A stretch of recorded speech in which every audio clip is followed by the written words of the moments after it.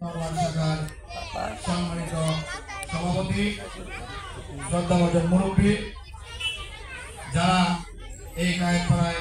বিএনপিকে প্রতিষ্ঠা করেছেন, আমার সেই শ্রদ্ধাভাজন মুরব্বী জনাব জিন আহমদ সাহেব আমাদের মধ্যে উপস্থিত, বাংলাদেশ জাতীয়তাবাদী দল বিএনপি হাটনগর শাখার সংগ্রামী সাধারণ সম্পাদক জনাব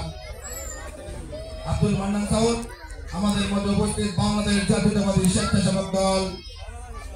নারায়ণগঞ্জ জেলা শাখার অন্যতম সদস্য জনাব এনামুল হক, আমাদের মধ্যে উপস্থিত বাংলাদেশ জাতীয়তাবাদী স্বেচ্ছাসেবক দল নারায়ণগঞ্জ জেলা শাখার অন্যতম সদস্য মহাসিন মিয়া, আমাদের মধ্যে উপস্থিত বাংলাদেশ জাতীয়তাবাদী স্বেচ্ছাসেবক দল রূপগঞ্জ থানা শাখার অন্যতম যুগ্ম আহ্বায়ক বন্ধুবর রাজনৈতিক সহযোদ্ধা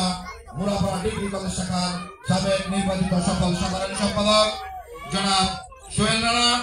আমাদের মধ্যে উপস্থিত বাংলাদেশ জাতীয়তাবাদী স্বেচ্ছাসেবক দল রূপগঞ্জ থানা শাখার সংগ্রামী